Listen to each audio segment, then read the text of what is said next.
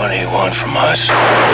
Or are they killing each other? Run! But what if this is a nightmare? Look at the size of that hole. Poor thing. Used to be I'd have 25, 30 visitors a day here. Look at the size of that hole. Get to be my age, you start to understand what living's all about. Look at the size of that hole.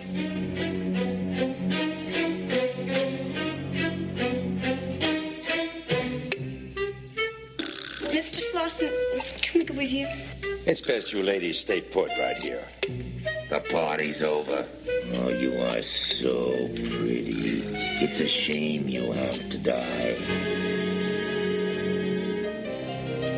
Look at the size of that hole. You oughtn't to say things like that. I was trying to be nice.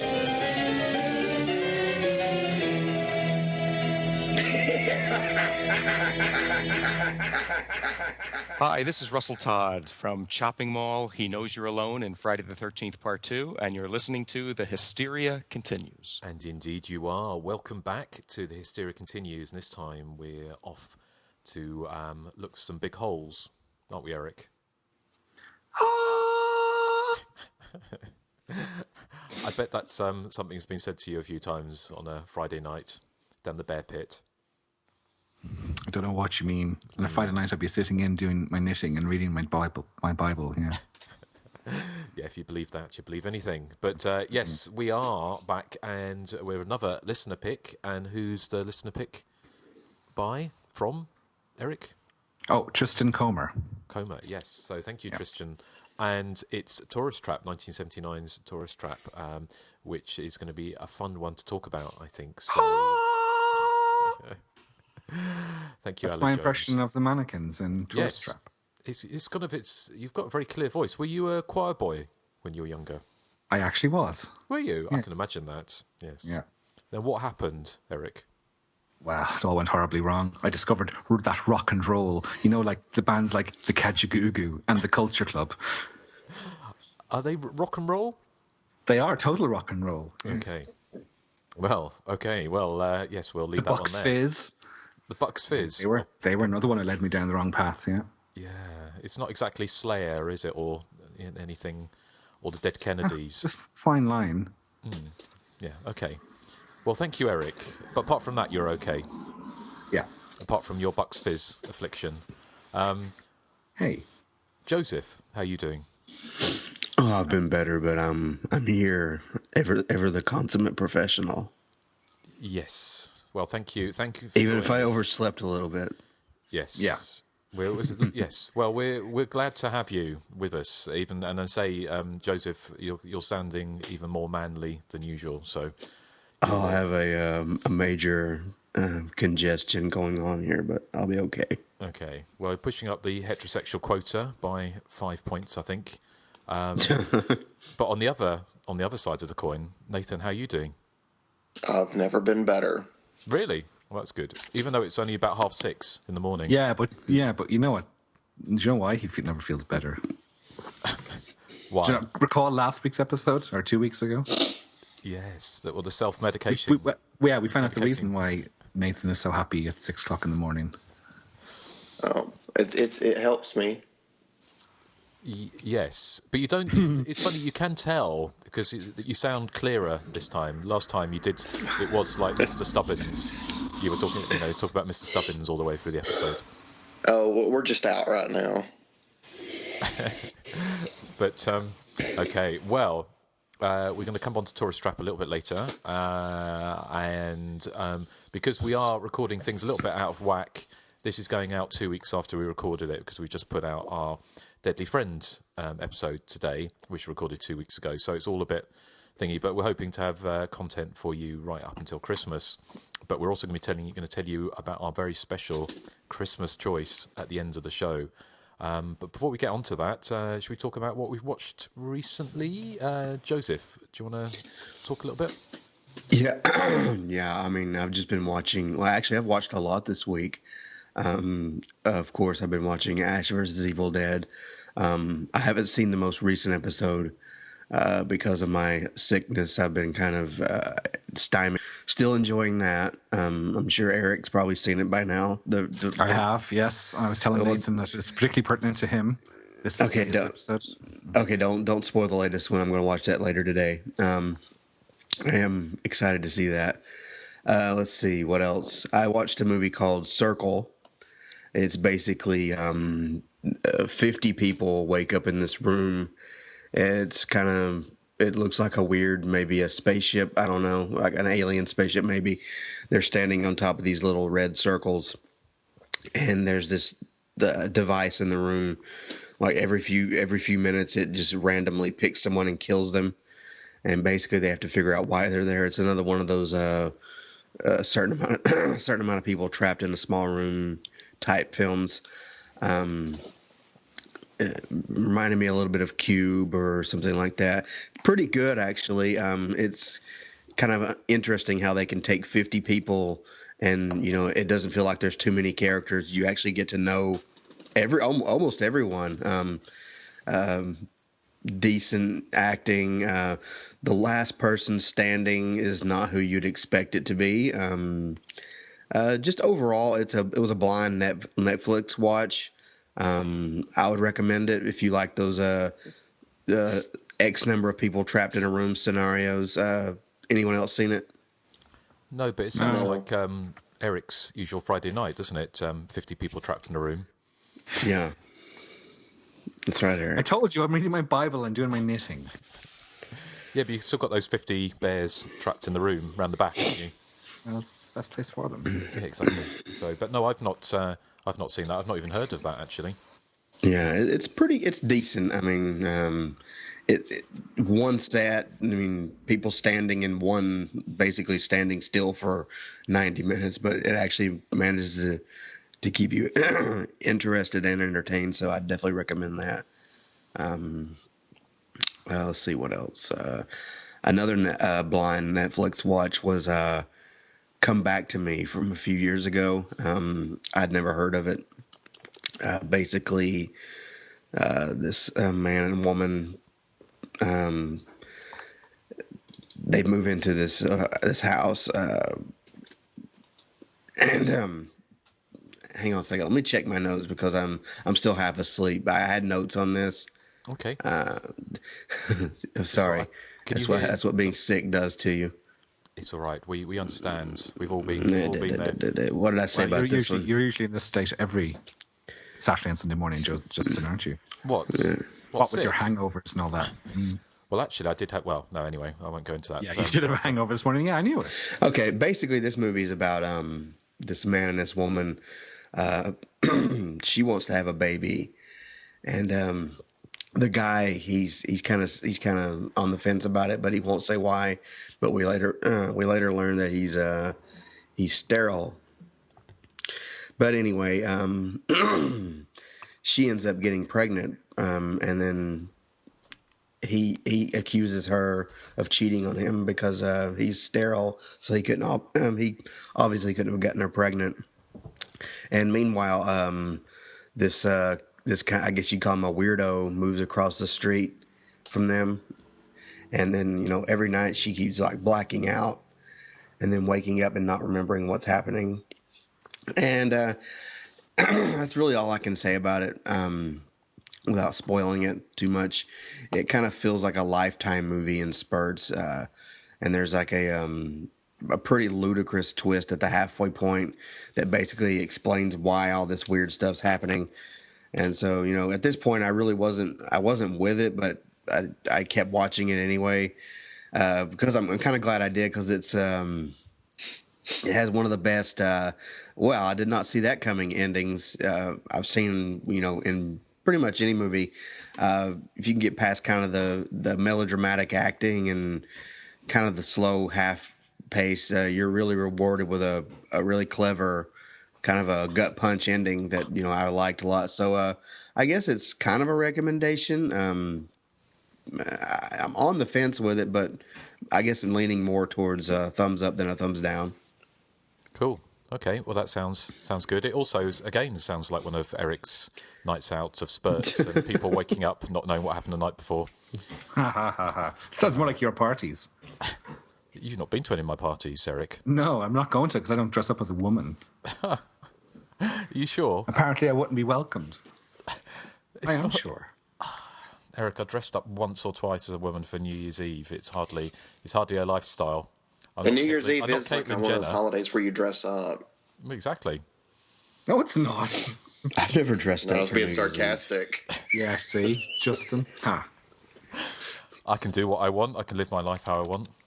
At least But didn't they dress up? You are a female. At least I'm not Didn't wearing... they dress up for New Year's Eve on Terror Train? They did, but that was different. Exactly. That's what I'm recreating. It's not. Well, at least I'm not dressed wearing crotchless leather chaps like you do, Erik. How did you see those pictures? Everywhere. You wear them to the office. True. So I hear. Yeah. So, anyway, Joseph, thank you. Is there anything else that you can Yeah, just one more. I watched another Netflix blind watch was Last Shift, which it's basically about this rookie police officer. She's staying the night in this abandoned police station before they're basically tearing it down. And on the last night, there's some like hazardous material that someone's supposed to come pick up. So she's been assigned to sit there and wait on them. And basically, this was the site of some kind of satanic ritual killing a while back. And, she starts, I guess you'd say, seeing things. And then, the fit hits the shan, as it were. I really like this one. But I had some problems with it. For one, it's like it kind of captures that whole sound and mood tension, kind of like Session 9 did a while back. So I definitely recommend it on that. Has some really good visuals, lots of good practical effects. My problem is that the lead character, and by proxy anyone else in the film, just don't act like human beings whatsoever. And I know it's kind of a supernatural type film. You have to make allowances, but I don't know. Stupid decisions are stupid decisions, and I had a hard time getting past some of the boneheaded moves of the script in this. So it's a recommendation for sure, with reservations.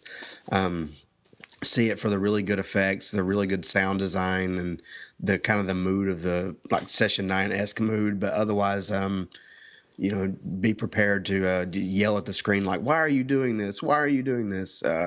Definitely low on the totem pole as far as story goes, but otherwise I'd recommend it. I've seen that. I watched that this week. Has anyone else seen it? Nathan, Erik? No. What was it called again? The Last Shift or Last Shift? No. Oh no. Definitely not. But that was one I was going to talk about. So I might as well talk about it here. But I really liked it. I thought it was really good. It was just shy of being excellent, I thought. But I agree with Joseph that there were some limitations, and some of those were the poor character decisions. And also, what I really liked about it was it actually managed to be really creepy, but also it showed quite a lot as well. Because something like Session 9 doesn't show a lot at all, and that's very effective. But quite often, if you get something like, what was that one with the Grave Encounters, where it starts off quite creepy and then goes completely over the top and loses any sense of horror or creepiness because it just becomes a kind of fairground ride.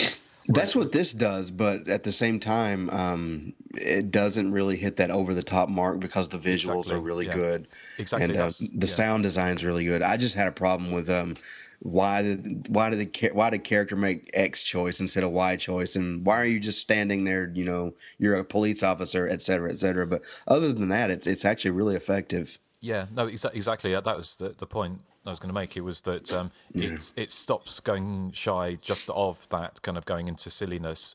It shows enough that it's not completely kind of subtle. It goes over the top, but does it in such a way it never goes completely over the top and becomes comical. So I really liked it. I thought it was really good, and it's just shy of being excellent. So I definitely recommend. I think it's worth checking out, and say that's on Netflix at the moment. Yeah. So okay, well, thanks, Joseph. Anything else? No, that's it for this week. Okay. I'm sorry, I've got Argento on my lap at the moment. He's got a big bushy tail and he's eyeing up my laptop. And he's got this thing at the moment where... You got a big bushy pussy. But he loves walking over the laptop and turning... So if we're watching something and putting it through the TV, he'll go and stand on the laptop and do something random. Or do that kind of moonwalking thing that cats do on the kind of smooth surfaces. So anyway... Your cat moonwalks? Wow. It does, yeah. On that bombshell, Erik, what have you been watching? Okay, well, a colleague of mine at work has some connections with 20th Century Fox, and she found herself in possession of the Blu-ray of the Poltergeist remake, and she didn't want to watch it because she doesn't like horror, so she offered it to me, and I said, yeah, fair enough. I mean, I saw this in the cinemas and thought it was mediocre at best. Rewatching it again on Blu-ray, I thought it was awful, not because it's a bad movie, but because it's so incredibly bland. It's really paint by numbers. It's got Richard Harris's son in it, doing the world's worst Irish accent. I was probably more forgiving in the cinema because it was in 3D and some of the effects were quite effective, but this Blu-ray viewing really showed up its flaws, and its flaws are that it's just incredibly boring. And the Blu-ray advertises itself as having an extended extreme version of the film, which means an extra 7 minutes of family interaction. There's absolutely no new extreme footage. But I mean, I'm savvy enough not to be fooled by major studio releases that boast an extreme extended version of a film. I know that it's going to be pretty tame, and the only extra on the Blu-ray is an alternate ending, which is pants. So yeah, I would definitely avoid the Poltergeist remake. I was kind of kinder to it, as I said, when I saw it in the cinema, but rewatching it, awful, absolutely dreadfully boring. The only other thing I've watched in the horror vein, because I'm not a great TV watcher, but I've found American Horror Story on Netflix, and I started watching season 1, so I'm 10 episodes into its 12-episode season, and I'm finding it kind of hit and miss, probably more miss, I'd say, than hit. I'm persevering to see how it ends. I'm not sure I'll be watching any further seasons, though, because it's a big time commitment for something I'm not too pushed about.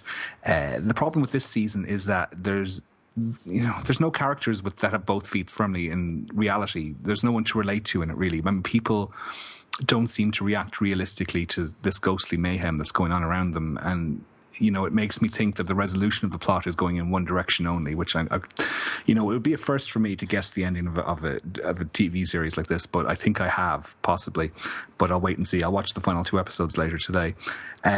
So each episode feels quite cold and detached, and someone will encounter some violent ghostly apparition and they'll just brush it off. They're like, "Oh, a ghost! Oh, I'm so scared! Oh, where's my earrings?"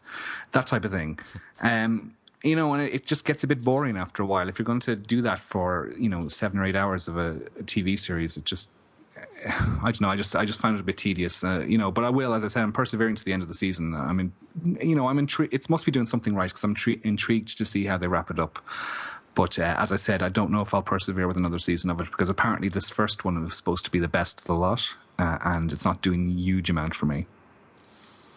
Okay, I watched the first season. I didn't watch any of the others, but I know you watched them, Nathan, don't you? Yeah, I've seen them all. How do you rate them? I love all of them. I like the first season, but I don't know what it is, but the first season to me is not rewatchable. Like, I don't think I could ever rewatch it. I feel like a one-time watch was enough, but like the second season is just so crazy and outlandish. Like, I could probably rewatch it because it's just so over the top to me. And the third season, kind of the same way with the second season. I could rewatch the third as well, just because, I don't know. I like them. You guys already know this, but I like the more campy, over the top stuff. So I'm liking that. This current season is. I mean, you want to talk about a season where there's no character with their feet in reality. This current season is exactly like that. I mean, there is, like, all the characters are just weird and odd. Like, there's nobody in there that's kind of, I guess, the quote-unquote straight man. Yeah. Justin, you must like it because, like, it must remind you of your college days with just a bunch of weird people. Very funny. With no relation to reality, yeah. Well, of course, I'm still waiting for Toya to show up on the soundtrack. Obviously, Susie has. Has Susie been on the American Horror Story soundtrack? Maybe that's why I find it so shit. Erik. That's outrageous. And Hannibal, as we know. So I'm still waiting for... Do they do an American Cash in the Attic? I don't think so. Well, I'm sure they do, and I'm sure Troy has been on it. It's there. Yes. Okay, anyway, we don't want to go into, open old wounds, do we, Eric? Again, it's not... You seem to be very enthusiastic about doing it. Eric, please, let's not fall out. Yeah, we have already. Pardon? We have already fallen out. Oh, right, okay. Well, let's just move on. Let's move over your crack. I wish 1,000 Poltergeist remakes onto your television screen. Oh, Eric, I curse your television screen with 1,000 Poltergeist remakes. Oh, Eric, that's awful. Yeah, well, so what I'm going to do now is insert... No, Justin, it's okay. I bless your TV with 1,000 crazy fat Ethel 2s. Oh, my God.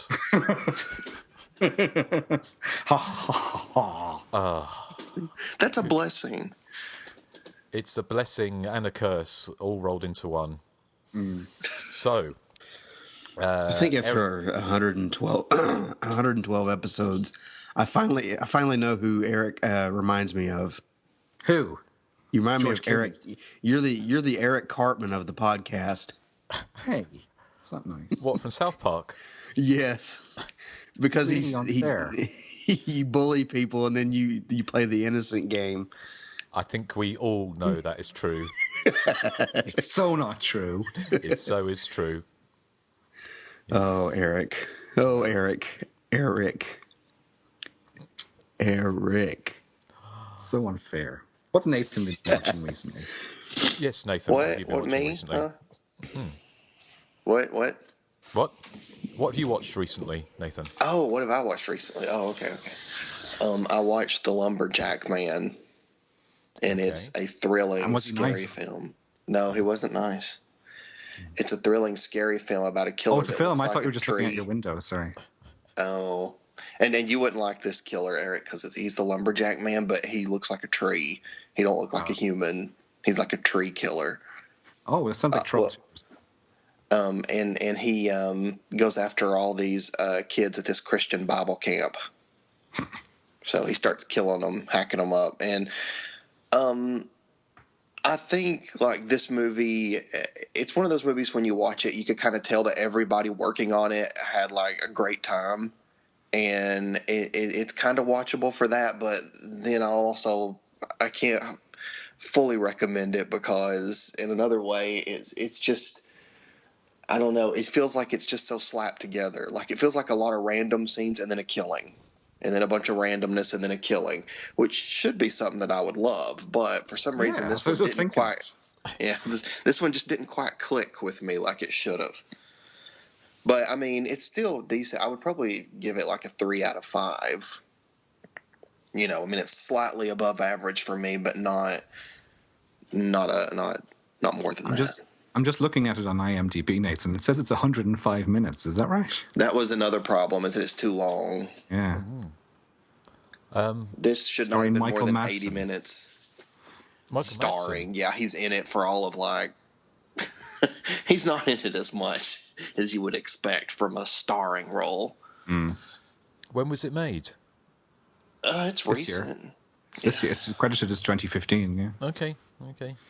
There's a really good scene in it where the lumberjack man busts into the cafeteria where they're all eating, and one of the girls stands up at the end of the table, and she says something, and he throws a hatchet, and they show the hatchet spinning in slow motion while it's showing all the kids' faces as it's going past them, and then it slams into her head at the end of the table. That's a great scene. Cool. Right. Okay. Well, that's one to either watch or not, but a semi-recommended. I think not. Nathan. Probably not. No. Anything else, Nathan? I'm thinking that's it because there was one other, but then I realized I talked about it on the last show. Okay. All right. Well, thank you. I apart from Last Shift, the only other film I watched also on Netflix was, and I can't remember its title, but it's the one that you've seen, Joseph, the one about the couples. Who they're having a dinner party, and there's an asteroid. Was it called Coherence or? Oh, I've seen that. Yeah. What was that called? It's called Coherence, I think. Yeah. It's called Coherence. Okay, yeah. I quite liked it. I thought it was really well done, and it was obviously very, very low budget, but it kind of worked in a and I've liked that whole alternative realities, and it was I thought it was good. But we've spoken about it quite a lot on previous shows. I don't really remember seeing that. Did I mention it at one point? I thought so. I mentioned it at one point, I know. Oh, maybe it was Erik that talked about. But it's the. Do you remember the premise is that there's an asteroid going over, and there's a dinner party, and they basically all the lights go out, and there's one other house nearby that's got the lights on, so they go over, and there's a mirror image of them in the house. So, I think I've seen this. It has Nicholas Brendan from Buffy the Vampire Slayer in it. That's right. Yeah. And it reminded me of Plus One, but I really don't remember anything else about this film. I'm just looking it up on the IMDb. I remember who was in it and the plot, but I remember getting kind of in the last 10-15 minutes getting quite lost with the plot mechanics. I don't remember anything else about it, so maybe I should watch it again. Yeah, I think so. But cool. Okay, well. Oh, can I just say one other thing? Are you guys aware of this YouTube channel called Audiobooks for the Damned? No. It's basically old 70s and 80s movie novelizations that are done in audiobook form just by amateurs. Well, in the nicest possible way. They're unauthorized, basically, is what I mean. But, I mean, you can listen to the Halloween 2 novelization if you have 5 hours, 37 minutes, and 40 seconds to spare. And they've got loads of other things up there, like the Squirm novelization. You can listen to Poltergeist 1 and 2, The Thing, Scanners, Mad Max, lots of different things. Lots of cult movies they've done audiobooks for. So, I mean, they can go for ridiculous prices on eBay. So if you wanted an audiobook version, now they are quite lengthy. I mean, the Poltergeist one's over 8 hours long, so you do need, time on your side. So, but I just thought worth mentioning because it's this fun little thing I found on YouTube. Okay, right. Well, it's good you're looking up that kind of stuff rather than the normal kind of things, Erik. So thank you for sharing that with us. What other things would I be looking up on YouTube? Anyway, and let's move on. Before I get started, I want to say that spoilers alert. There's going to be plenty of spoilers as per usual. And even in this description that I'm going to complain about, a group of young friends stranded at a secluded roadside museum are stalked by the owner of the place, who has the power to control his collection of mannequins. And what bothers me about this description on the IMDb is that it's so short, but it basically gives away the ending in a way. I mean, I guess it's not that shocking who turns out to be the killer for anybody that's seen any horror film, but still, I don't like to, like little reviews like that kind of ruin it. But, as far as Tourist Trap goes, I'm a huge fan. I mean, when I saw the artwork as a kid, I think that's what drew me in. Because, you guys know the classic artwork with Eileen's face basically in mannequin form. And my favorite part was the camera, holding the camera and the frightened girl inside the camera lens. I love that part. And in the movie, I thought it was really, really good. But I think this movie is one of those films that I think has a ton of atmosphere. I think it's overloaded with atmosphere. There's, the creepy house, the kind of creepy little museum, the woods. I mean, all the mannequins those mannequins are very freaky. I actually have it on my television right now. And, I mean, the way their eyes follow people when they walk into a room, I think is very freaky. But no, I mean, I'm a huge fan, even though I do, have some questions. I don't think everything in the movie is fully explained. But I mean, that's probably a good thing, because it leaves something up to, your imagination. I liked the... You whore! That was... No, do you know where did that come from? Yeah. That was Argento. That was Argento just did that. No, I'm shitting you not. I'm shitting you not. Well, Argento, that's a very horrible thing to say to Nathan. He just got up on the keyboard and pressed that button. I'm shitting you not. That was the cat. Listen. But no, I have to apologise for that. So it's okay. The scene with Tanya Roberts is getting, like all the mannequins are kind of hovering over her when she's laying on the floor. I think that's a really weird scene. And, there's just, all the mannequins, especially the beginning scene with Woody going into the, I guess, little gas station area. And that little mannequin whose head is in the floor and its mouth opens like really wide. It's kind of scary. That thing kind of freaks me out a little bit. I think there's a lot of stuff in this movie that does, actually. It gets under my skin, which is probably a good thing. I have some questions I want to ask you guys about it, but I'll wait till after you give your thoughts. Erik?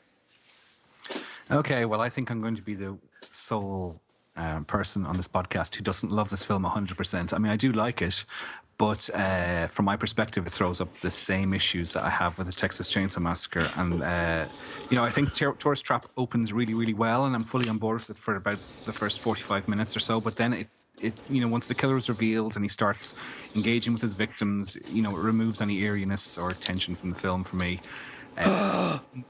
Sorry, I much prefer like the traditional slasher formula of teens being oblivious to the danger until sort of 15 minutes from the end.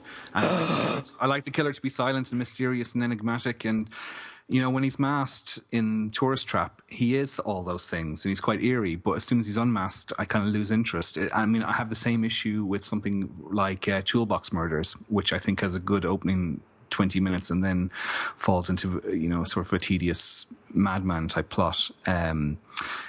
So I get kind of bored by the villain. There's nothing wrong with Chuck Connor's performance, but I just, whenever he's on screen, I lose interest. I'm much more interested in the supernatural angle, the mannequins that come to life, that type of thing.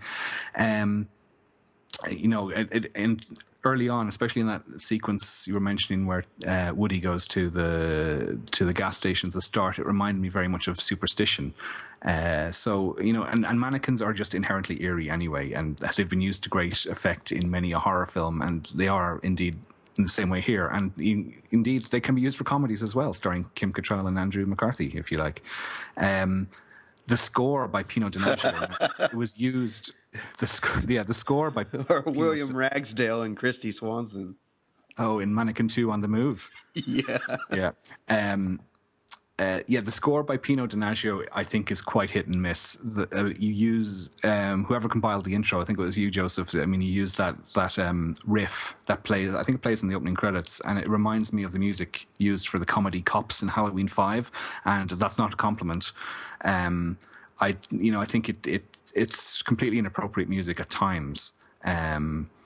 The soup eating scene is a good example of this. They use that music, and it's a very surreal scene, but the way it's scored is really odd, and it makes it sound like it's supposed to be from a Tom and Jerry cartoon rather than a horror film.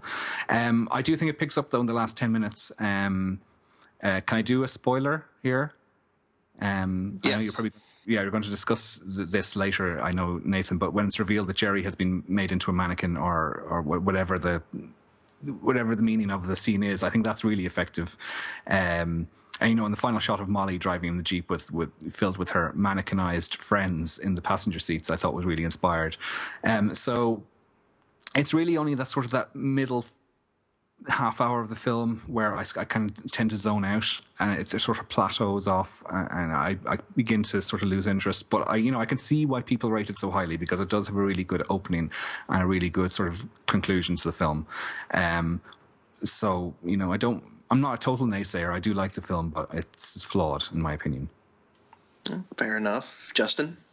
I'm quite a big fan of this movie because it's unlike any other slasher movie made around the same time.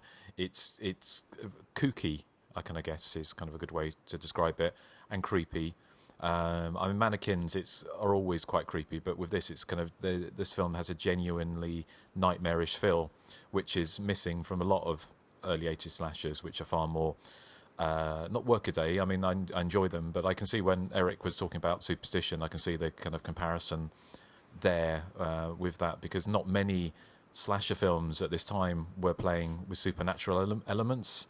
No, I mean, the vast majority of them weren't. I mean, there were some notable exceptions like Superstition, Bloodbeat, The Boogeyman, and other films like that. But this goes way beyond the kind of the craziness of a lot of those films, and it kind of reminds me of kind of Jean Cocteau, those kind of some of those. Ooh la la! I know. Oh, yeah. It reminds me of Jean Cocteau. Ooh, I'm an art student. Erik, but it does, and I've wrote about it in my review.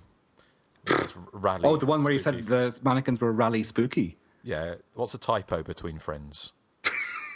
Anyway, Erik. But yeah, I really like it. I think some of the acting's a bit kind of all over the place.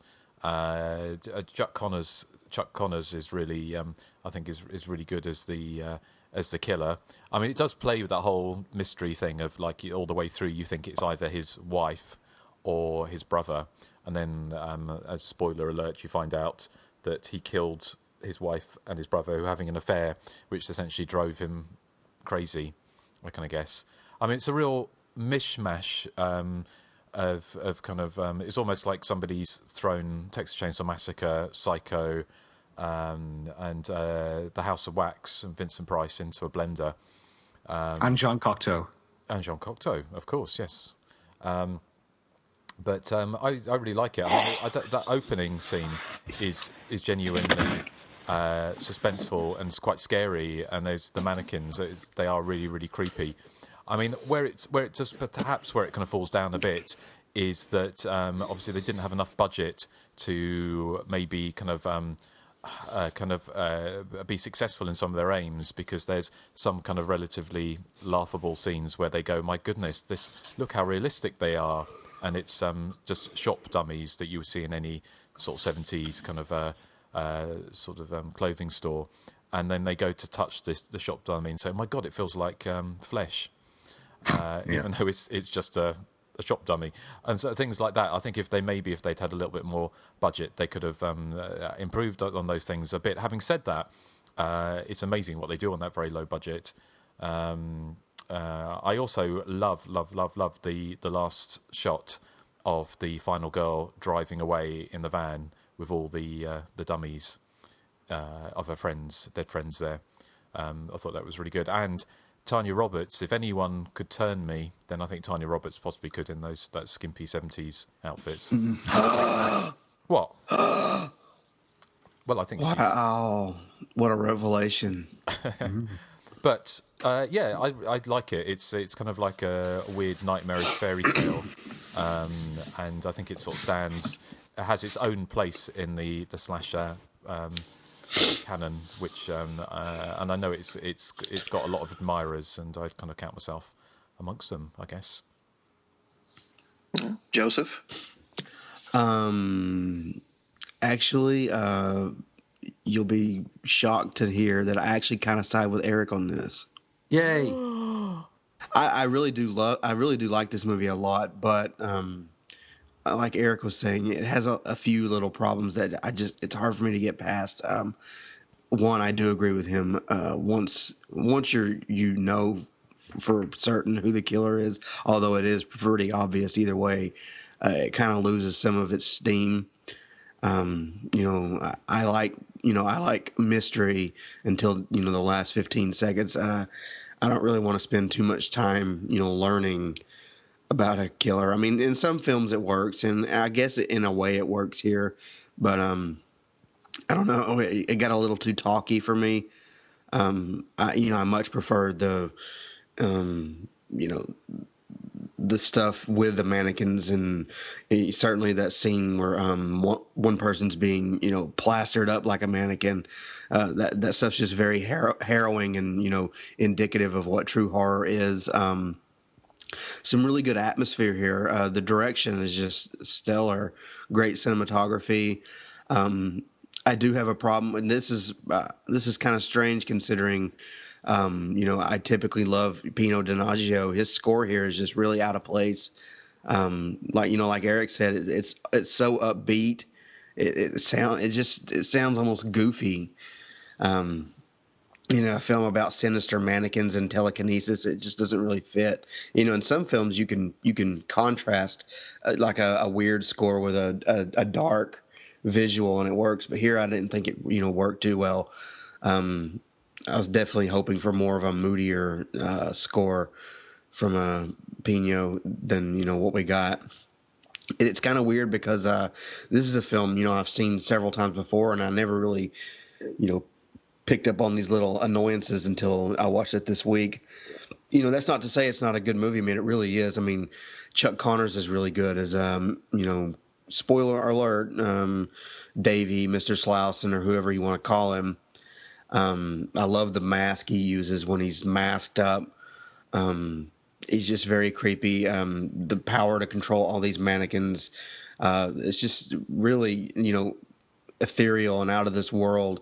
I love how, basically Tourist Trap takes this kind of, faux reality of people getting broken down at some tourist trap and just kind of takes it to like a different universe. So, it gets a lot of points for there, but I'm going to give it, a recommendation, but I'm a little miffed at some of the minor choices, like Erik pointed out, like certainly the music and unmasking the killer. And I don't know, it takes a couple of detours when, it should have just, I guess, stayed in one place for more often. So a marginal recommendation. I'm sure I got more to say about it, but I'll just kind of pass it back and forth for now. I like the music, but the only piece that I didn't like was the main theme.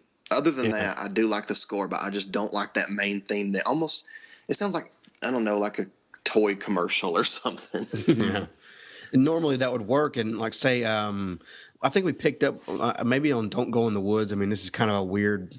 That's a weird film to kind of compare it to, but how in Don't Go in the Woods you get this basically what this madman in the woods killing people, but they have that kind of that strange his rituals where the teddy bear picnic was playing over the dark kind of downbeat stuff in the trailer, how that kind of works, where the contrast works, but here it just doesn't really work that well. Yeah, I mean, I could kind of see what you're saying. And one thing I wanted to bring up, which I brought up before the show, was the scene where Jerry's a mannequin. Now, that scene confuses me because I'm like, I don't understand if Jerry just doesn't realize he's already been a mannequin, or if that whole scene is just a mess with Molly and that he's just using a mannequin Jerry to look real to trick her when Jerry's been dead this whole time. So what do you guys think about that scene? What's your interpretation?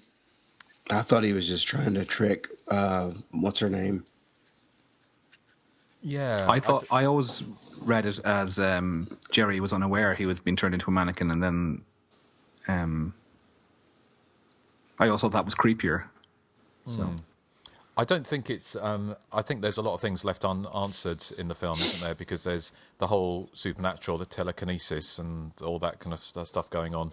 Is not really explained, is it? There's no reason for him to be able to do these things, and also why would he turn Jerry into a perfect lifelike mannequin when he turns the others into like shop-bought dummies?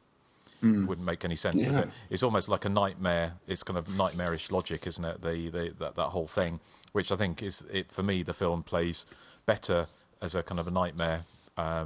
So almost like a pre-Freddy style thing, or like a Jean Cocteau movie.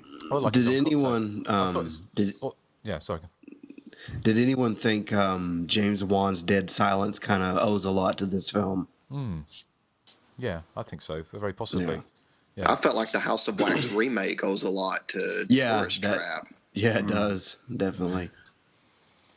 I think. Sorry, Erik. I was going to say that I think I can see a lot of Salvador Dali in this as well. Can you? Do you think that the themes of the film are quite nihilistic in a postmodern, cathartic sense, and the overt neo-realism notwithstanding? I'm not sure about the neo-realism, Erik. I would think post-realism. I would imagine. Really?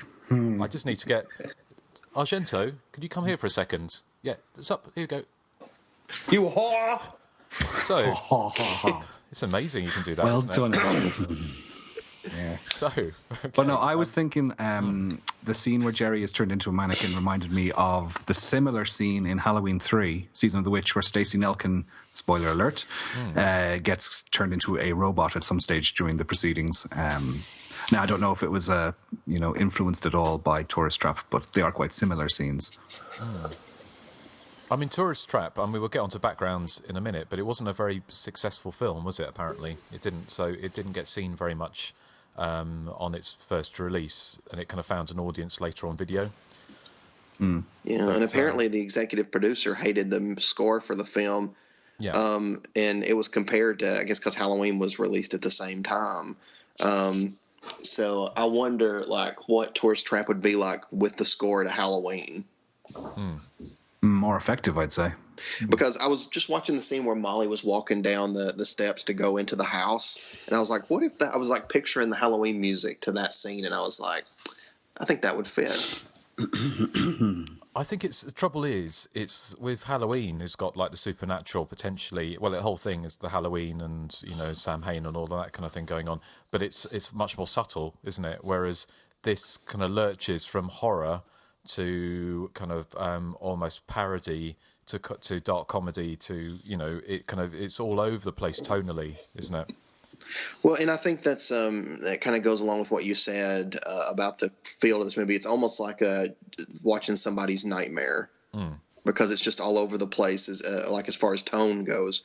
Which I don't think that's a bad thing. I like the nightmarish kind of films.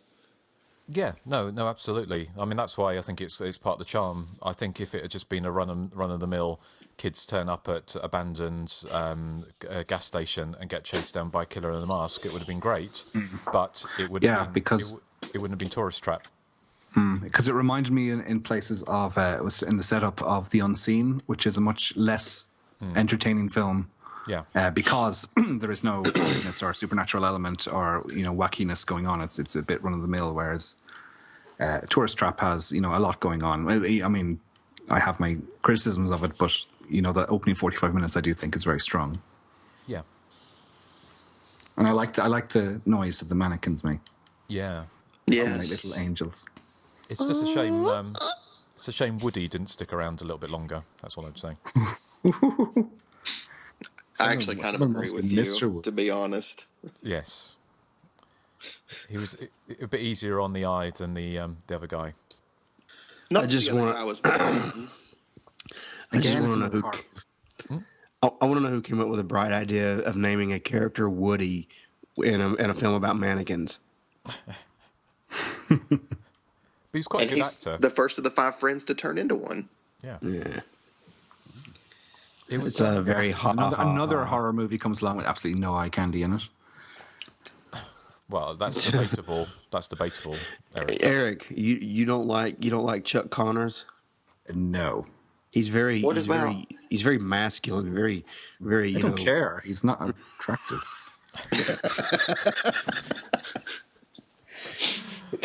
Very burly and butch. No. But he doesn't look like Father Christmas. No, well, yeah, that's his first problem, yeah. Yeah. So, I love the way when they're standing, when Mr. Slauson goes back into the museum and Molly's outside with the shotgun, the way she's holding that shotgun, like if she even pulled that trigger, she would be like laying on the ground. But I guess that's important because I don't think a character like Molly would ever probably use a shotgun, so she probably doesn't even know how to hold it. Yeah. No, she looks like Mrs. Prim, doesn't she? Yes, with her all white outfit. But that was her hat. That was almost like the trope, wasn't it? The vaginal? No, not vaginal. Virginal final girl, isn't it? She was the perfect virginal discharge. Yes. No. She was basically the Jamie Lee character, Jamie Curtis character. Although, someone taking off. Yes, I was like, that was loud, whatever that was. Yeah. Oh no. Although, just a little bit of background, just if we're getting into that, was that this film was made before Halloween or at the same time as Halloween. So although I previously thought that it kind of maybe ripped off parts of Halloween, it was in fact completely coincidental. In fact, it was far more influenced by Texas Chainsaw Massacre, wasn't it? And Yes. Psycho and Jean Cocteau. Eric. Yes, obviously. There you go. So it was produced by Erwin Yablans and Compass International Films, who also did Halloween. So yes, surely it can't be a coincidence. The similarities, any similarities. But it was shot in May 1978. So, oh, was it? Yeah.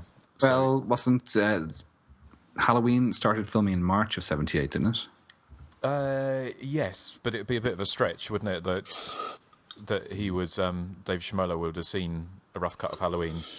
Yeah, because that didn't get. He probably had seen La Belle et la Bête by Jean Cocteau, though. Oh, I'd imagine so. Yes, probably, definitely. Probably has, well, he went to film school, didn't he? This is based on his one of his shorts.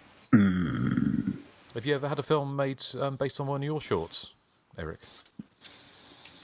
My shorts that I wear in the summer? Yeah. Yeah, I did actually.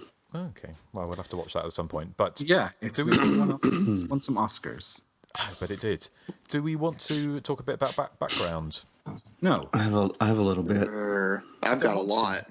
Oh, are you surprised? Gosh. Okay. Who goes first? Nathan, I think you should go first because you've got a lot. Okay. It was shot in 24 days. John Van Ness, who plays Jerry, we obviously also know him from Hospital Massacre, aka X-Ray. Yeah. He did his own stunt when he jumped through that window, so props to him for that. You can tell it's him, can't you? Because quite often it looks like it's like a burly bodybuilder dressed in a wig and a dress, like in Friday 13th Part 4 when that woman gets thrown through the window. Yeah. But you can definitely tell it's him. Yeah. And as we kind of talked about earlier, Erwin Yablans, is that how you say it? Yeah, that's how they always pronounce his name in the documentaries. Yeah, I would said Yablans, but no, Yablans. That's what I was going to say. Yeah. Okay. Obviously, he hated the score. Absolutely hated it. And the way that the director David Schmoller got introduced to Pino Donaggio was through. Sorry, I'm awful with all these names. I was reading that sentence in my head. Sorry. I think I've got all I want from you, Madame Tango. You think so? Well, perhaps there are a couple of points I'd like to go over with you later. I've had one of those for a while. Sorry. Carry on. So anyway, he met him through Joe Dante during the making of Piranha because Joe Dante did not speak Italian, so he needed a translator. Or I think it was Spanish, actually. And David did, so that's how he met up with the composer. And he got $50,000 for that score. So it's a pretty good payday. Yeah. Like a shite that it is. Robert A. Burns, who did some special effects for this, also did art direction for Reanimator, Blood Song, Microwave Massacre, The Hills Have Eyes, and the best movie ever made, The Texas Chainsaw Massacre. So yeah, this movie does have a connection to TCM. Jocelyn Jones, who plays Molly, she teaches acting today. So she has become a teacher. I think she's still involved in the industry aside from teaching as well, though.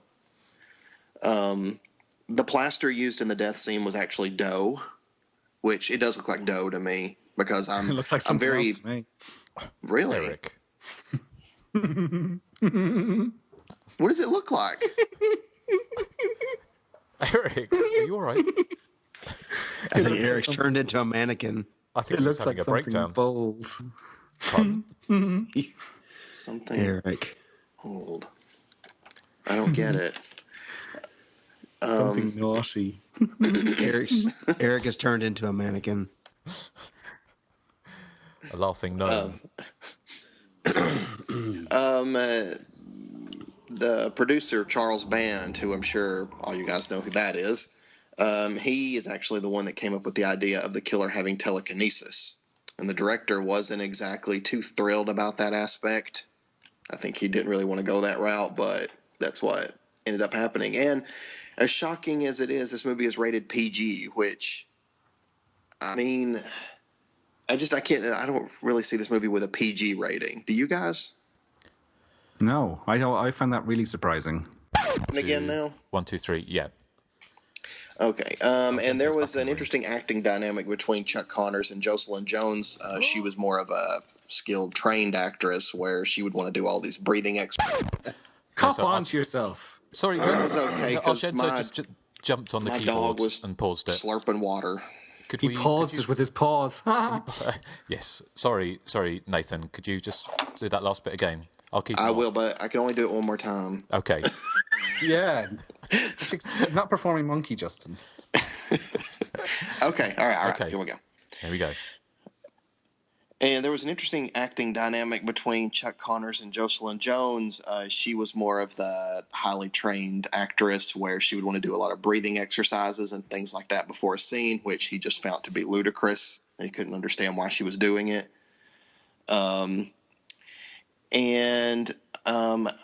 I read an interview with Robin Sherwood, who played Eileen, that she actually wound up in the hospital during the breaking mirror scene.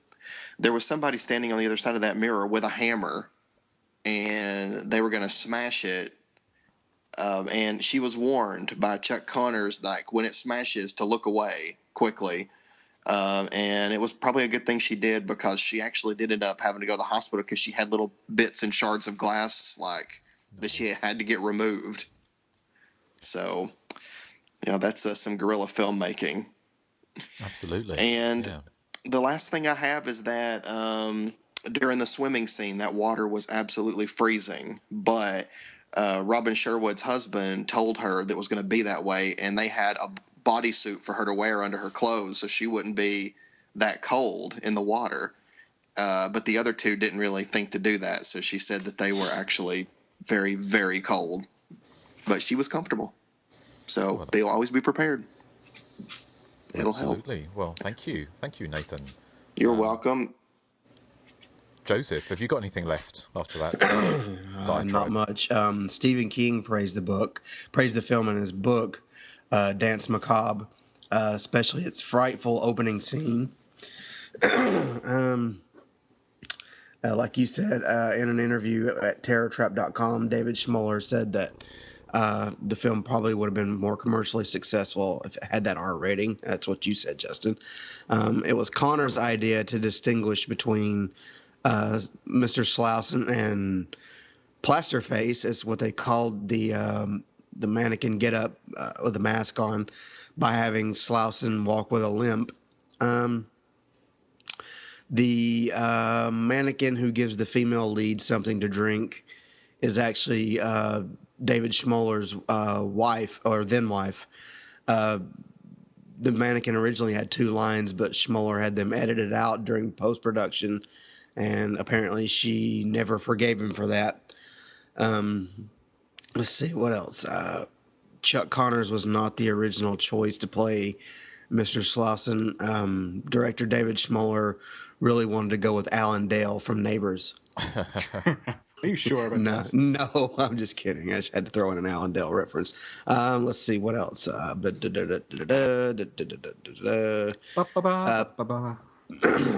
Shot in 24 days. Pino Donaggio's fee for composing the score was 1/6 of the movie's budget. And like I said, though the masked killer was called Davey, the production crew since dubbed him Plasterface. Tourist Trap was actually based on David Schmoller's senior film project at film school. That's according to Schmoller's commentary on the 20th anniversary DVD. It's called The Spider Will Kill You. Okay. And it featured mannequins coming to life. Okay, the opening sequence with the items flying out of the cabinet was filmed with the cabinet nailed to the ceiling, and the crew were on top of the ceiling flinging items straight down. When it's shown in the film, it gives the illusion that the items are flying straight out. Someone mentioned that the plaster was already dough. Connor's parents in the film were actually played by David Schmoller's parents. Let's see. Robin Sherwood provided the heart-shaped sunglasses Eileen wears in the film because she thought they fitted Eileen's personality. And she was right. Yeah. Let's see. Schaller and Kobe are the first and middle names of the director's son, Shallow Kobe does not exist. I don't know what that means, but that was just in some kind of trivia. It's in the beginning of the film. It's like a credit for Shylar Kobe as Davy. Right. To make people think there is a Davy in the film, but right. Okay. See, Tanya Roberts insisted on running through the woods barefoot in one scene. She thought it'd help her better prepare a sense of pain and fear. The result was also that her feet ended up bloodied up. And let's see. Well, duh. Duh. Let's see. John Van Ness did his own stunt when he jumps through the window. And, yeah, I said that. Yeah, okay. That's all I've got. Deja vu. Yeah, I'm very sick this morning, so I know. I'm loopy. Okay, well, that's okay. No, well, thank you. Thank you, Joseph. Erik. Okay, director David Schmoller did his own stunt when he jumped out the window. No, he didn't. Way to go, David. Yeah, he had. This was his first directorial film, but he had interned on the set of Capricorn 1 the year before, the Peter Hyams movie. Jocelyn Jones was the daughter of a famous actor called Henry Jones, who had been in Vertigo and The Bad Seed, and in later life he turned up in sort of early 90s films like Arachnophobia and Dick Tracy. There's a cameo by Albert Band in the movie. He's the father of Charles Band and the director of the wonderful Ghoulies 2, amongst others. He appears as Waxwork Grandfather, the one in the armchair that Eileen finds when she goes to investigate the house. Chuck Connors, as you mentioned, was not a trained actor. He actually was a professional baseball player who moved into acting in a kind of an O.J. Simpson style, without the controversy and the murder and shit. David Schmoller went on to make other notable films in, well, not huge hits or anything, but he made The Seduction, Catacombs, which was, I think, initially released as one of the sequels to The Curse. He made Puppet Master as well. Full Moon Pictures released a very controversial version of this film on Blu-ray last year in 2014, missing 5 minutes of footage, and the 88 Films UK release uses the same source materials, so it was also the cut version. So the one I was watching was, I think, it's the same one that you have, Joseph, the 1999, I assume, because it's billed as a 20th anniversary DVD, and it's the full 90-minute version. Ron Underwood was the assistant director of the film, and he went on to make a film that's a favourite of myself and Joseph's, and possibly the others, I'm not sure, Tremors, he made in 1990. He also went on to do City Slickers, Mighty Joe Young, which is guerrilla filmmaking as well. But he then, I think he shot himself in the foot by directing not a film I haven't seen, but I've no desire to see, the Eddie Murphy film, The Adventures of Pluto Nash. Ted Nicolau was the editor, and he went on to do a lot of stuff for Full Moon, did TerraVision, the Subspecies series, dozens of Full Moon titles. And as I said, this was a Compass International Films release. Of course, they're most famously known for Halloween. They also did the Linda Blair film Hell Night. They also did the wonderful Linda Blair film Roller Boogie, one of my favourites. They ceased trading, though, in 1981 after Hell Night was released. And I think that's all I have. Did anyone mention about that guy doing his own stunt when he fell out the window? No. I don't think... Justin, do you have that trivia? Well, apparently the guy who was in Hospital Massacre jumped through a window and did his own stunt. Really? That's awesome. Wow. That is awesome. But to be honest, I think you've covered pretty much everything we said, apart from I think we talked about the producer wanted a Halloween-esque soundtrack, and that's what he was expecting, and we've already touched on that, and he was very disappointed that he didn't get that. Here comes another plane. Whoa. What? I got something coming through the teletype here. It says actor John Van Ness did his own stunts when he jumped out the window. So breaking news. I think this is going to become the new Alan Dale. This is a new Alan Dale, yeah. It's a new Alan Dale. Well, actually, and wasn't another bit of trivia that John Van Ness's character was originally going to be played by Alan Dale? Yeah, and he had the hair of the same wig as the girl who turned into the cockroach from Nightmare Before Dream Master. Yeah, it's amazing. And they both were costumed by the same costumer from Cheerleader Camp. Yeah. There's your connection to that. That's 6 degrees of separation, isn't it? Yes.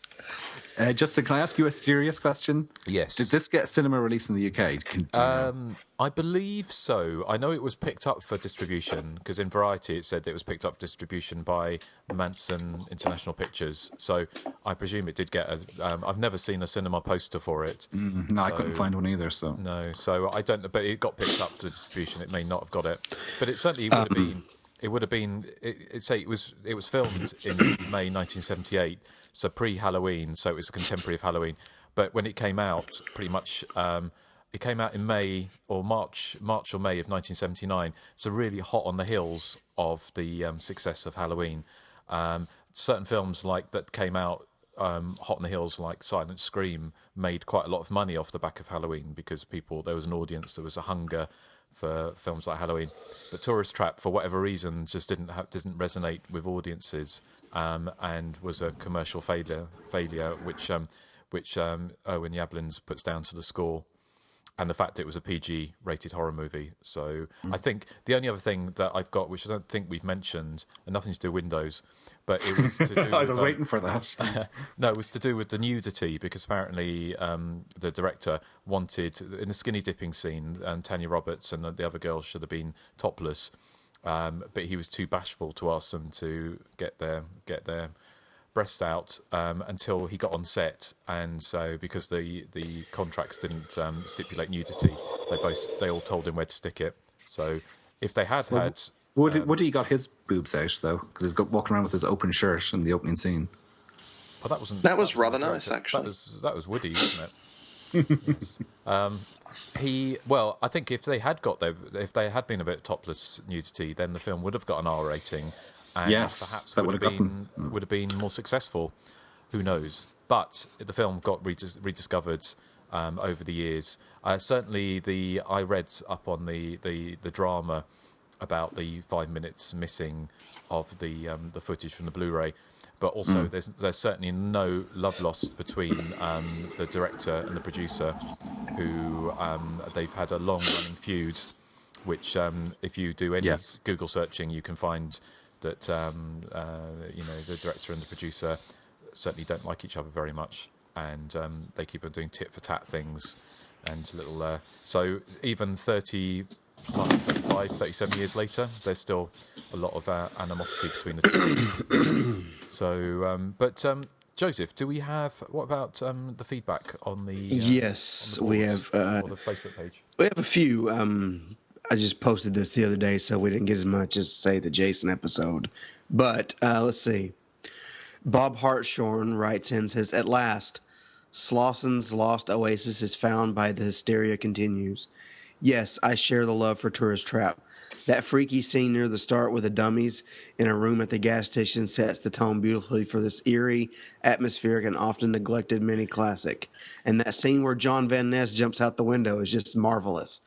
Those cackling mannequins get me every time, as does Chuck Norris in that ghoulish fright wig." I think he meant Chuck Connors, but Chuck Norris, we'll go with that. In that ghoulish fright wig and ghastly face mask combo. Again, the scene where John Van Ness jumps out the window. Sorry, anyway. My favorite scene, spoiler, is where an unknowing Jerry discovers he has been turned into one of Mr. Slausson's mannequins. It's almost as if the film has been gate crashed by Philip K. Dick's novel, Do Androids Dream of Electric Sheep? And that final shot of the Jeep on the highway is awesome. I also have to confess to having a bit of a soft spot for the kind of remake that was 2005's House of Wax. I think it's very similar. Anyone agree? Looking forward to your views, gentlemen. Be kind." That's from Bob Hartshorn. Thank you, Bob. I like the 2005 House of Wax. From what I remember, I haven't seen it in a while, but I did remember enjoying it. It was entertaining. Yeah.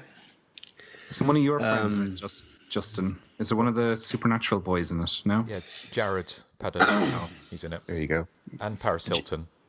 And Paris Hilton, yeah. Yeah. Andrew Rooney writes, "Really great film. Genuinely creepy too. Has that sweaty late 70s, early 80s grindhouse aesthetic. One of those underrated gems that is great to share with the many horror lovers who might have missed it." That's Andrew Rooney. Thank you, Andrew. Justin White says, "I absolutely love Tourist Trap. It's a really underrated gem, I think. genuinely creepy with characters that stick around long enough so that you actually care about them getting killed. The suffocation scene is particularly disturbing, and I definitely would agree with that. That's from Justin White. Thank you, Justin. Mike Alishan writes, love, love, love Tourist Trap. And I love whoever picked this film, Christian Comer. Let's see. Rushing to my region-free player right after work and popping in my 88 Films Blu-ray copy. That's from Mike Alishan. Short of 5 minutes. Yeah. Ben Schur writes in, the killer looks like the love child of Mitt Romney and Patsy Cline. Good comparison there. Tanya Roberts gives her best performance. I love this movie. It's creepy and beautiful. It's one of those movies that really puts you smack in the middle of insanity. That's Ben Schur. Thank you, Ben. Miles Hamer writes, the absence of Alan Dale leaves it lacking Alan Dale. Miles Hamer. That is true. That is true, Miles. Yes. It's a good observation. Okay. Stefan Mittender writes, underrated. Short and sweet. Thank you, Yeah. Stefan. Yes. Amanda Reyes says, saw this in 35 at a festival last year. 35 millimeter, by the way. Still creepy. It's a total fever dream movie with tons of weird, surreal visuals that only amp up the suspense. I agree. It's completely underrated. That's from Amanda Reyes. Well, thank you, Amanda. And finally, Vaughn Colmayer. I guess that's his last name. I'm sick, so sorry if I'm pronouncing your names wrong. I think this film stinks. Besides one good kill and an insane performance from Chuck Connors, the film falls flat for me. I've seen it twice, and both times it was a dud. That's from Vaughn Colmayer. I guess that's his name. Sorry if I'm controversial. Yeah, I'm sick this morning. Yeah. And that's it for the listener feedback. Okay, right. Well, thanks for everyone for feeding back. And we'll come back in a minute with a bit more feedback. Oh, and a dog. With a bit more dog shaking. Dogs and cats. That's the name of this podcast. You But we'll whore. be back in a... Pardon? You whore! No, that was you. Eric, that's a real time, you whore, isn't it? Trying to blame me. Real time, you whore. Live in concert. Yeah. What was that in reference to? That sound I clip? think I was talking about Me. I think Naked Werewolf Woman. You know that it's a 70s Italian film, and it's basically one of those possessed Italian lady movies that I love who shout obscenities. Oh yes, I've been wanting to watch that. I totally forgot about that one. I need to watch that one because I think that'd be fun. She calls her especially if sister I'm Yeah. medicated. I have a question about you guys about the ending to this film. Okay. Now, Molly drives away with mannequins in her car. Is she crazy and she thinks that her friends are still alive? Does she just want to decorate her house with her friends? Or is she taking them to a witch doctor to turn them human again? I think she just wanted to use the carpool lane. Could be. I think she's just crazy, isn't she? I think she's That's- kind of that's- batty, yeah. That was my joke of the week, by the way. Oh, yes. It's better than mine. We're going to come So back you guys to think that. she's Sure it nuts? will be. Yeah, I think she's nuts. Yeah. Like Dana Kimmel nuts in Friday the 13th Part 3? Totally, yeah. Yes. Yeah. All Completely right. batshit crazy. Because I just by that wonder, like, point. where is she going when she pulls up, like, outside her building and everybody sees all these mannequins? Is she gonna be like, "Oh, this is Woody, this is Eileen"? I thought what would be a good idea overall. Out of 10, what would each of you give Tourist Trap if you're honest? I would probably I'd give give it 7, I'd say. I'd give it a 7. 7. I'm gonna from say, Eric? I would give it an 8. I'd give it a 6. Okay. So we're all above 5. Yeah, What about Woody? Would any of you give him 1? Out of 10? I'd give him a 7.5. Or inch. Yeah. Oh, Joseph, really? Well, what a revelation. Sorry, I'm on medicine this morning. Not Nathan's medicine, but Yeah, real actual legal medicine. Nathan. Yes. I hope you end up in jail. It's legal in some areas. Well, not here, you Not in Tennessee. lawbreaker. Well, it's only because our law makers are morons. So So political. I know. Justin's the arty one who watches foreign movies, and you're the political one, Nathan. Justin sits with his glass of Chardonnay, listening to Grant or whatever it is on his stenograph player or whatever that thing's called. Hey, listen to John Grant on his John Grant. Yeah. Yes, but that's culture for you, isn't it? Culture schmulture. I listen to Culture Club. Yeah, that's not culture. Who's John Grant? Is he like Beethoven or Mozart? No. Is that classical stuff? It's not classical. No. It's got 80s. It's quite 80s tinged, actually. This is really scintillating. Eric, do you have your joke of the week? I do. Well, let's wait. Can we just wait? Because I really need to go to the toilet. So you just revealed that live on the air. Yeah. I know. To do a poo-poo. No, it's number one. I'm just dying for a piss. So we're going to pause here, and we're going to be back with some feedback shortly. So hold it in. Be sure to search for and like us on Facebook. Follow us on Twitter at THC_podcast. Our voicemail is 858-233-9281. And you can email us directly at the.hysteria.continues@gmail.com. Okay, yes, and welcome back. And we got some... Well, before we do feedback, Erik, do you want to regale us with your joke of the week? Yeah, but it was a real thrown together the last minute effort. It was composed. It was actually composed in the middle of recording the podcast. So you gotta play the jingle. Yeah. You gotta play the jingle. Oh, sorry. Yeah. Okay. Yeah. Oh no, it's not that one. Hold on. Nathan said, before you play that, Nathan said earlier that this episode has a nightmarish feel. It does. Okay. Did you know the producer's father on Tourist Trap was more or less banished from the set? In the end, he was all but banned. Albert banned. I thought his name was Charles Band. That's the producer. This is his father is Albert Band. See, if you don't understand my jokes, that's why you're not laughing. Oh, it's a good thing I'm on medication too right now. sophisticated for you. Justin doesn't even get it. He considers himself highbrow, and he still can't get my sophisticated jokes. Oh, Erik. Let's take a moment to reflect. Anyway, let's moving on. So, feedback. Thank you, Erik. Anyway, I have one. It's always good that you're trying. I am trying. In more ways than one. Hey! Joseph, have you got some feedback for us? Yeah, I got a short one here. Short feedback, anyway. It says, "Hey guys, I've recently discovered your podcast and love it.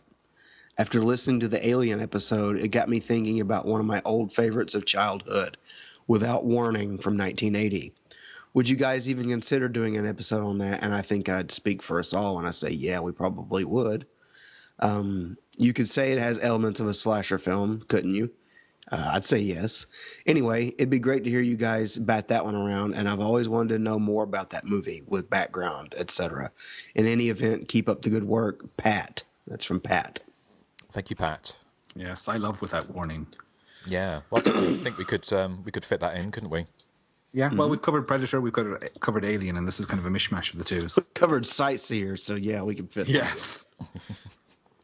Excellent. Okay. Well, I've got two. Erik, you've got two, haven't you? I do have two. I have one. You have one. Well, Erik, do you want to go first? Yes. Okay. This is from Carrie, and she says, "Dear Hysteria crew, I discovered your podcast this summer, and I'm completely addicted. I'm following each new episode and have been catching up on as many old episodes as I can. Bless you guys for creating a horror show that is so listenable. I'm sure you have plenty of female fans like me, but I don't hear much from the ladies during the feedback portion of the show, so I thought I'd jump in here. First, I wanted to add my 2 cents on the film from the last episode, Jason Takes Manhattan. Everything you said about the movie's flaws are true, but Part 8 does provide one very important moment in the series. It confirms that Jason is self-aware. Jason sees the hockey billboard and understands that it looks like him. He turns away, either in confusion or annoyance. He confronts the punk kids by lifting up his mask so they can see what's underneath, because he knows what is there. So he's no robot. He's aware that he's a freak and can frighten people even without a weapon in his hand. Who are misses. It harkens back to the earliest fact we knew about Jason, which is that he was a friendless, weird-looking boy. Is this Jason or Justin he's talking about? Oh, Erik. It harkens back to the earliest fact we knew about Jason, which is that he was a friendless, weird-looking boy who nobody but his mother could love. It definitely is Justin.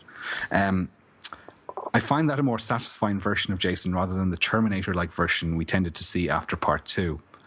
Before I go, let me recommend 2 films for future podcasts, and I think Carrie here has got some kind of ESP. First, you've got to dedicate an episode to Tourist Trap. Dun, dun, This dun. classic era slasher delivers in every way. Lost teenagers getting trapped in unknown territory, being picked off one by one by a creep with a seriously messed up psyche. The film has possibly the most disturbing yet gore-free death scene in all of slasher history. Carrie doesn't specify which scene she means. It's probably the dough. Must be the dough the goo scene. on the face. Yeah. Plus, in 1981, well, this is actually 1979, Tanya Roberts was the leggiest, most gorgeous creature on planet Earth. I don't care who you are. I'm a straight married woman, and I was practically licking the screen when Tanya was on it. Second, I recommend Grizzly, 1976, as an alternate slasher. Not an alternate slasher. Carrie has made up a new word called alternate slasher, which I think is quite good. A ravenous bear that can behead man or beast with one swipe terrorizes a national park, and only our man Christopher George can stop him. The movie is solid gold, if you can look past the fact that none of the actors is in the same county as the damn bear, much less the same frame of film. And one victim is rather obviously being attacked by an embarrassed stuntman in a bear rug. At the very least, it takes place entirely in the woods, so if you close your eyes, it's basically Friday the 13th Part 2, which is true, I suppose. I hope this podcast continues forever. Much love from New York City, the real one, not the Vancouver one, Carrie S. Thank you, Carrie. Thank you, Carrie, for that. Yeah, that's very good. Thank you. Thanks. I just want to say they're licking the screen with Tanya Roberts was, oh, baby. Are you a Tanya Roberts enthusiast, Joseph? Yes. I am. Erik. Yeah. Oh, yeah. Oh, yeah. Sorry. Carry on. Very Barry White here, isn't it? Yeah. I've seen Grizzly. The sexy slither of a snake. Oh, baby. I've seen Grizzly, but it wouldn't be in my top 5 favorite bear movies I've seen. Oh. Well, we know which, yes. But, yeah, we won't go there, Erik, will we? Has anyone seen Tourist Trap? It's the other film that Carrie was mentioning. Is that the film where John Van Ness does his own stunt out the window? I think it is. I think so, yeah. I need to rewatch it, I think, yeah. We have in jokes. We do. We do. But thank you, Carrie. I've got another one from. Sorry, that's my ice cubes. Is it? Yeah. What are you drinking? Vodka and I'm drinking Coke. Just a Coke. Is it just a Coke? Really? Well, it's Coke Zero with ice cubes in it. Blimey. Sorry, I'm trying to be really discreet, but they're making that noise. Okay. Well, here we've got... I'm thirsty. Okay. Here's another bit of feedback. It says, "Hi guys, this is Erin, first-time writer, long-time listener. First, I want to say how much I love your show and try to tell my horror friends to tune in every chance I can. Recently, I attended Portland, Oregon's first annual horror convention, and although small, I had the pleasure of meeting Adrian King, Barbara Steele, and a few other familiar faces. I also competed in a 72-hour horror movie competition. This is where you have 3 days to write, film, and edit a 7-minute movie. Do any of you guys have any of these kind of competitions where you live? If so, would you compete?" Is that something? I mean, myself and Erik probably don't, but the only thing, I mean, there's like websites online where they want, like, you know, make a film that's like 2 minutes long or 30 seconds long, but in the area, no. I mean, I've made a lot of 7 and 8 minute films, but they've never been submitted to festivals or anything. Oh, we've seen some of those, haven't we? Yeah, so you have suffered through them. Although I think you were a fan of the shoe rack. Collection. Oh, so you're finally giving her top billing over the shoe rack? I think so. Yeah. Yeah, she deserves it. The Hazel Tankersley box set. Exactly. 6 stunning films for 1999. And they could come with a little figurine of Hazel as well. Yeah. Oh, Like did they with should. They with should. the Red Queen and Kill 7 Times, and Yeah, exactly, Evelyn came out of the grave, a little figurine of Hazel, and with the shoe rack. Yes. Oh, I'd buy that. Who wouldn't? Of course.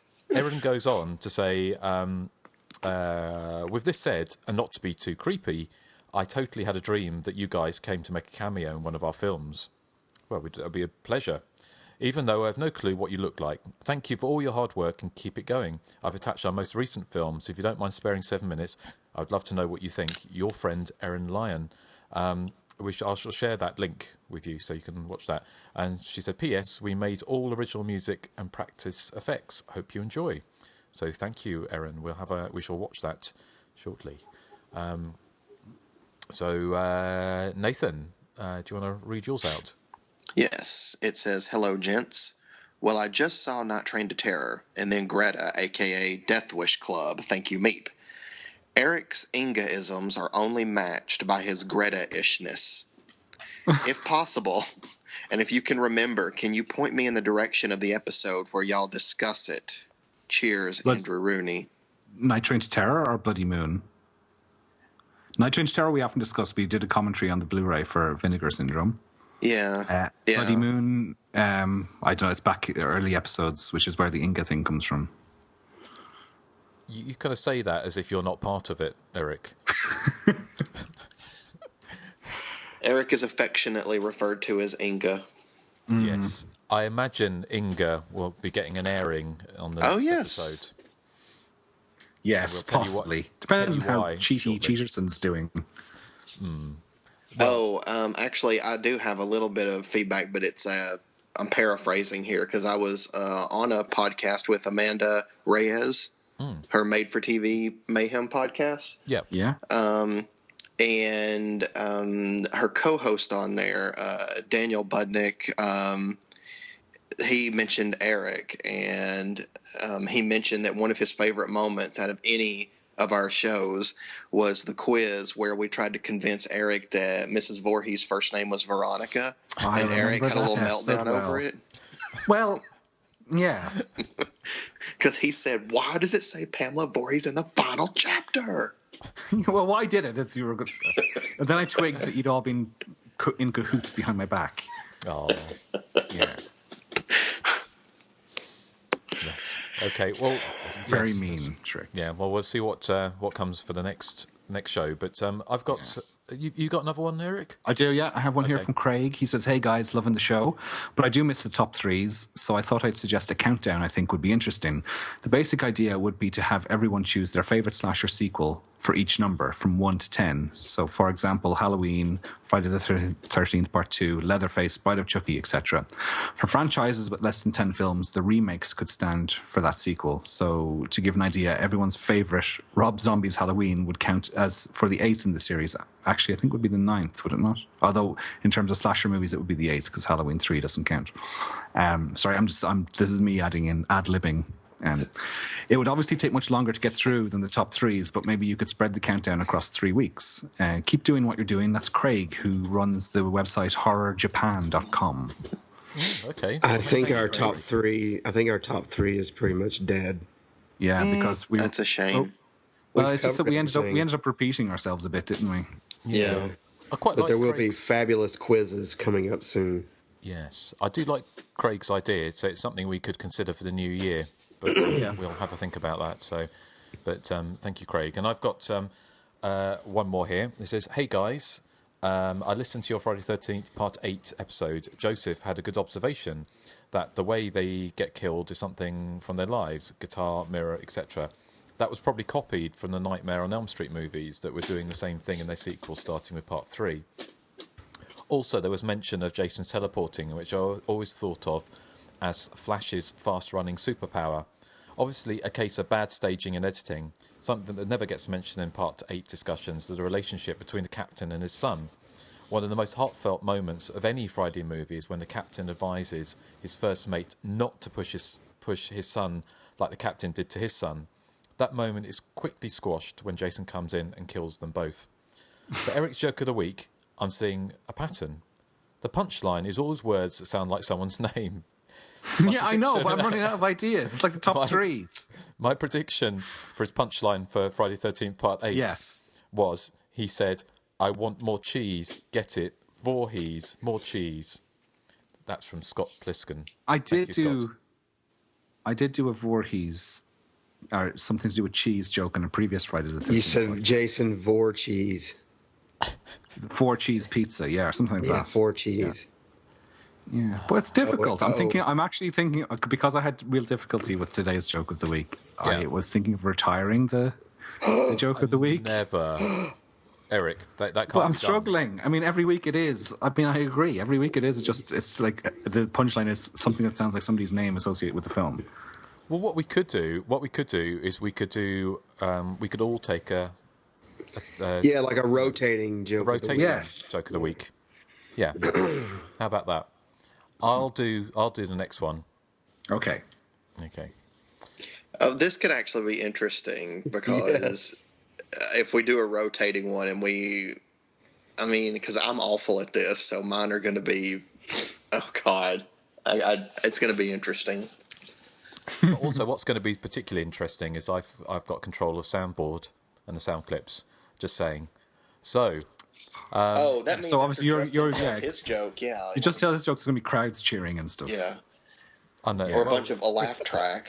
It depends. Yeah. Who knows? Who knows what's going to happen? But do we have any more feedback, or is that us spent? That's it. Yeah. That's it for this week. Okay. Well, do we want to tell our faithful listeners what we're going to be doing next time? Yes.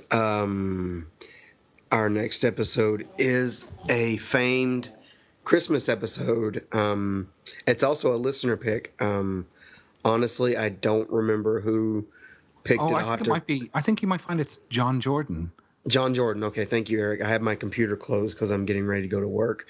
But John Jordan picked Silent Night, Bloody Night. So we're going to do that as a listener pick and as a Christmas episode. So we will be releasing that right around Christmas. We will also have a special Jingle bells, jingle all the way. A Christmas slasher quiz in which Eric will lose. Silent Night. I could use a little bit of Silent Night right now. Absolutely. That's what's coming up next. So, yeah, there you go. Excellent. Well, thank you for listening to our Tourist Trap episode, and I hope you enjoyed it. It's turned into a very long one. Nathan said it's very nightmarish, and I would agree, especially with me being sick and unable to talk at all. And me being delirious. I feel like Molly at the end of Tourist Trap right now. Yeah. And Argento saying what everyone was thinking. I just hope... Oh, you whore. You whore! Yes. I just hope my sexy phlegm voice has not turned away so many people. Good night, everybody. Good night. Well, say good night. My sticky shoes. My sticky shoes. Eric, give me a pint of whiskey. Justin doesn't get these Friends references. He's too cool for Friends. Yeah. Is that right? Have you got any Jean Cocteau or any Vim Vendors or something references? So pretentious. That hurt. What did you do? I hit my tooth with the iPad. I hate when that happens. Why is the iPad in your mouth? Yeah, why are you trying to eat it? It's in my hand and it fell forward and hit me in the teeth. You sound like you're crying now. Yeah. It's funny. It's funny, actually. Sorry. Oh, dear. This is going to go down in the annals of history. The annals? Shows. Yes. Yeah. So, we're going to play We'll be better prepared on our next episode, I promise. Yeah, that's what we always say. And it never happens. But thank you for listening and sticking with us. And, we'll see you next time. So we'll play out some more of Pinot de Grigio, whatever his name is music for Tourist Trap. So say goodbye to the good people. Bye. It'll be quick, but it won't be easy. No. You'll die of fright. Look at the size of that hole. Hello. You on drugs? No. Not currently. Not yet. We might hear you spark up. I'm hoping you fellows could help me solve a mystery about Tourist Trap that I've never figured out. Oh, like Nancy Drew. What? My God, they're so lifelike. Unless he's a whore and he just goes to work in a bed. Are you saying that Joseph's a whore? That's what you're saying, Nathan. I'm going to tell him. It is. This is going at the end of the show. Why are you recording this? Of course. Sometimes I like to speak in a British accent. Yeah. We don't say Sounds palm. classy. This is actually just a ruse to get Eric into my bed. Ew. I mean, ooh. Ooh. I feel like this episode has a nightmarish quality. Yes, it does. Okay. Is Argento's arse still in your face? No, I've chucked him out.